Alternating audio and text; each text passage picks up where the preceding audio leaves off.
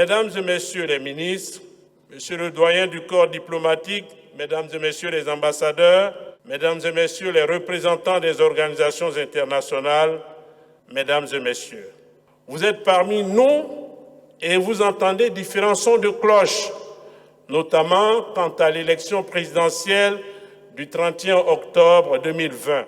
Première vérité, la légalité et la légitimité de la candidature du président Alassane Ouattara ne souffrent d'aucun doute. Le juge des élections, que demeure le Conseil constitutionnel, les a reconnus. Cette institution, dont la décision est insusceptible de recours, a dit le droit. Le président se porte candidat non pas pour lui-même, mais pour une question de nécessité. C'est par obligation qu'il se présente à nouveau devant les électeurs. La priorité pour le président Alassane Ouattara, c'est la nécessité de préserver les acquis du redressement économique. C'est aussi pour la cohésion sociale, pour la réconciliation nationale qui cimente cette espèce d'osmose entre le chef de l'État et les populations qu'il visite ou qu'il reçoit. Cet élan fusionnel est l'expression palpable d'une gratitude et d'une confiance renouvelée. Il suffit de rappeler ces 2 dernières visites d'État dans le Moronou et la Maraoué, et dans le nord du pays il y a quelques jours, à quoi s'ajoute la spectaculaire augmentation du prix du cacao aux producteurs. Il y a encore, entre autres raisons, le devoir de maintenir notre chère Côte d'Ivoire aux premières loges de respect et de dignité où nous l'avons hissée dans le concert des nations au cours de ces 10 dernières années. Comme vous le savez, et c'est la deuxième vérité, la démocratie, pour vivre et se développer, a besoin de démocrates. Comme vous avez dû le constater, il n'y a pas que des démocrates en Côte d'Ivoire.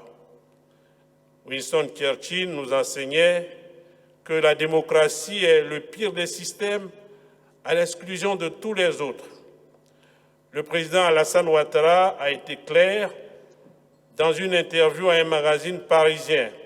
Notre pays a connu, dit-il, un redressement spectaculaire. Je ne laisserai pas des prédateurs sans foi ni loi anéantir tout ce qui a été fait. En d'autres termes, préserver comme un fonds souverain les perspectives pour les générations montantes. Troisième vérité, dans le domaine des libertés, Alassane Ouattara regarde son bilan la tête haute.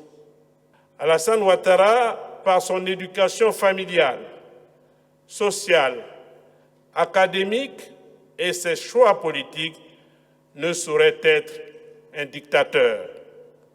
Voilà pourquoi j'ai tenu à vous rencontrer pour solliciter encore une fois votre accompagnement face aux différents défis qui nous assaillent dans la lutte contre le terrorisme, dans la riposte face à la Covid-19, dans notre combat quotidien pour l'émergence et pour l'implantation irréversible de la démocratie dans ce pays, à travers l'organisation aux dates convenues d'élections régulières, libres, transparentes et inclusives.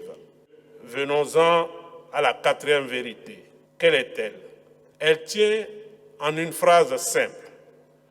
Le gouvernement ivoirien a pris toutes les dispositions pour la tenue dans la paix de l'élection présidentielle du 31 octobre 2020, ce qui correspond au 4e samedi du mois d'octobre de la 5e année du président en fonction.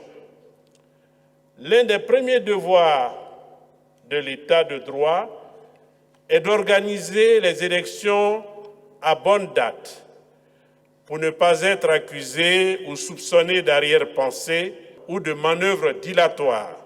Organiser les élections à bonne date, c'est un signe de bonne gouvernance.